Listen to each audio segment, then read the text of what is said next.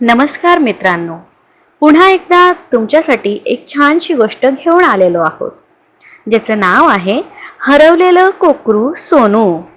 चला तर मग तयार आहात सर्वजण? खूप दूर बर्फाच्छादित डोंगराळ भागात सोनू नावाचं एक लहान कोकरू आपल्या आई वडिलांसोबत आनंदाने राहत होतं. एके दिवशी डोंगरावर खूप मोठं हिमवादळ आलं.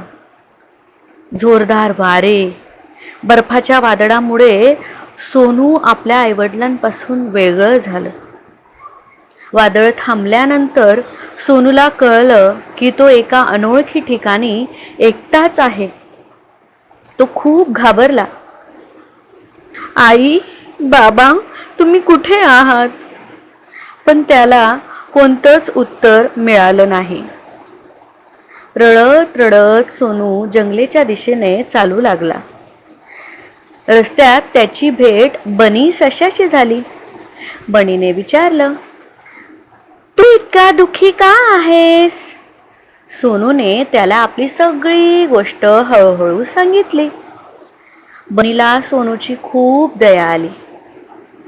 काळजी करू नकोस, तुझे आई बाबा सापडेपर्यंत तू माझ्यासोबत राहू शकतोस. हळूहळू जंगलातील इतरही प्राणी सोनूचे मित्र बनले. खारुताई त्याच्यासाठी फळं आणून द्यायची. हरिण त्याच्यासोबत खेळायचं.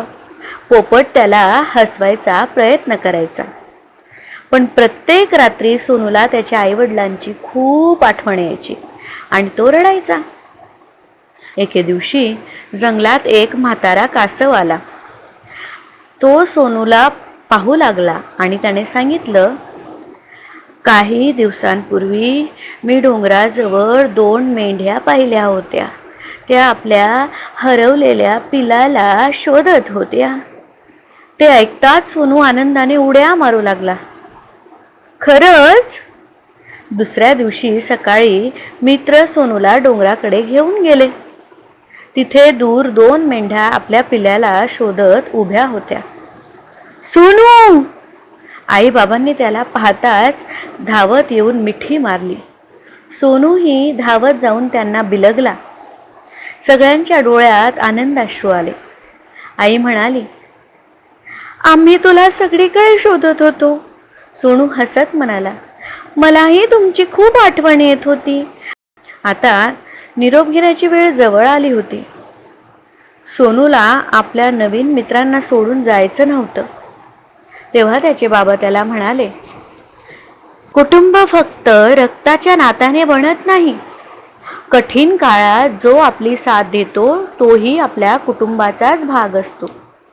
सोनूने आपल्या सगळ्या मित्रांना प्रेमाने मिठी मारली आणि आनंदाने आपल्या घरी परतला. या गोष्टीतून आपण काय शिकलो मित्रांनो? खरे मित्र हे कुटुंबासारखेच असतात. म्हणून आपले खरे मित्र ओळखा आणि कुटुंब जोडा. आपल्या चॅनलला लाईक करा, शेअर करा, सबस्क्राईब करा आणि कमेंट करायला विसरू नका. धन्यवाद.